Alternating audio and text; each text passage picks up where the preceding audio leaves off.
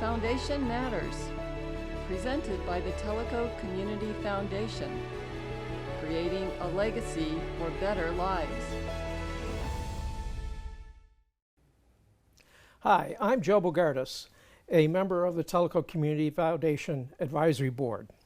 Welcome to Foundation Matters, a TCF community update. I'm joined today by Joe Beal, Chair of the TCF Advisory Board. Welcome, Joe Beal. Thank you very much, Joe. I'm looking forward to this. Joe, since its inception, the Tellico Community Foundation has been an affiliate fund of the East Tennessee Foundation. Right. Can you explain some of the history of the Tellico Community Foundation and the East Tennessee Foundation relationship and how that benefits TCF? I will. In the early days, we hadn't formed a foundation just yet. We were in the thinking stages.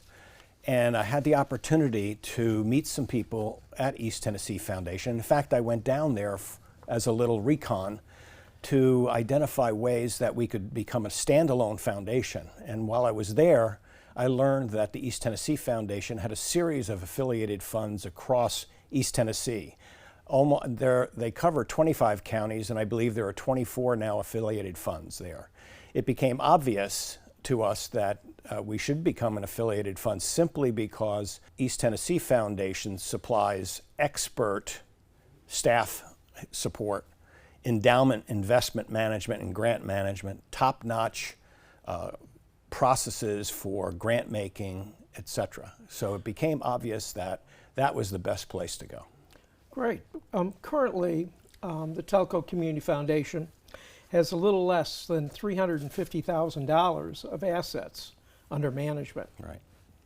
How were these assets acquired, and how are they divided between endowment and grant-making funds? The original funds, came from a few founding families. I call them founding families here in Tellico Village.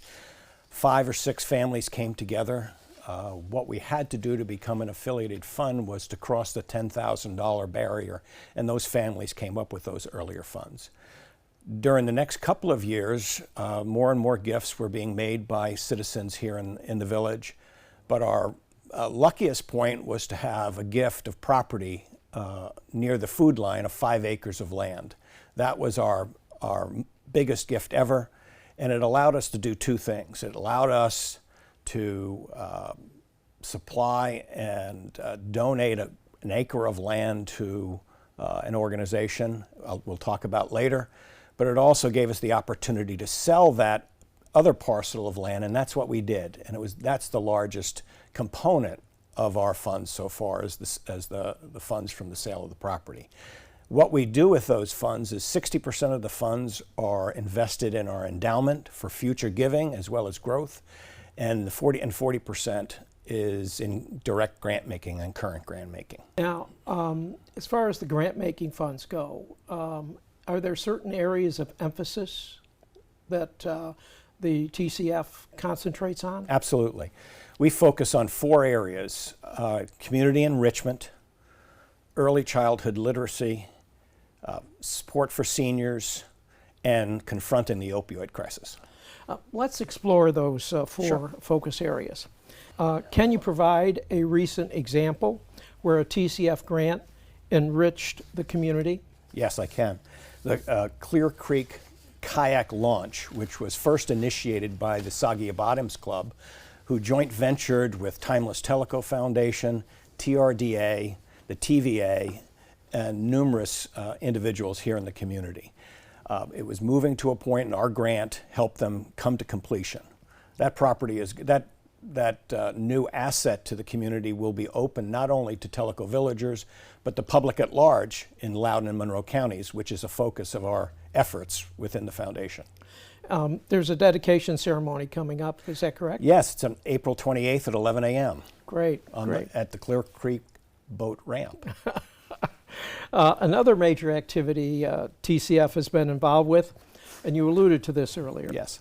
is the establishment of Our Place, the recently opened adult day center, which fits nicely under the foundation's commitment to support for seniors. Yes. Would you recap TCF's involvement with this project? Sure. Very early in the thought process of our place, Sue Newman, its visionary and founder, came to us seeking support for furniture, actually, in their original temporary home.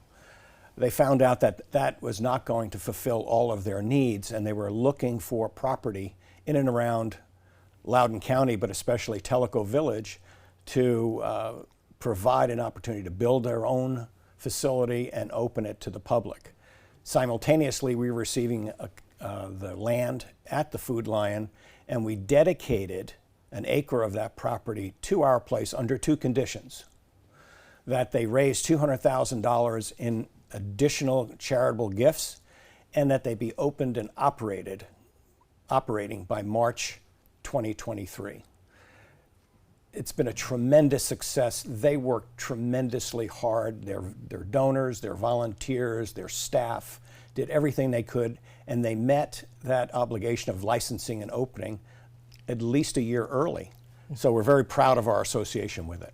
Sue Newman had the vision. Jim Dizzuti and his colleagues, donors, and volunteers brought it to reality. Well, it's going to be a great benefit to Tellico Village and the surrounding area. In February, TCF completed a months-long competitive grant process, culminating with the foundation giving 12 area organizations a total of $49,500 in grants. 5 of those grants went to groups trying to address childhood literacy. Could you talk about the competitive grant process, and in particular, the grant TCF made to the Madisonville Library? Certainly. One of the best parts of joining ETF, the East Tennessee Foundation, as an affiliated fund, is they have such great grant-making processes and opportunities. And we work together on this competitive grants initiative. Started first in September of last year, where we basically opened the door to organizations throughout Loudoun and Monroe County to try to tell us what are the best things they can do to support those focus areas that I described earlier. 19 organizations submitted grants during that month period.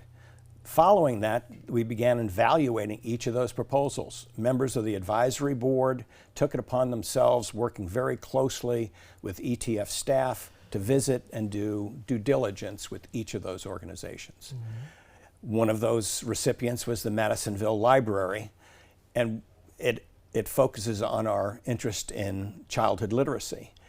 Its main program is to support reading and comprehension in early children, young children before school, those in daycares and Head Start programs. And we're very proud of making a $4,000 grant to that particular organization. The only TCF focus area we haven't talked about is confronting the opioid crisis. For 2 of the past 3 years, the foundation has made a significant commitment in terms of resources to support Drug Take Back Day. In fact, it is TCF's signature annual event. When is this year's event, and what plans does TCF have in place to help Tellico villagers turn in unwanted and expired medications?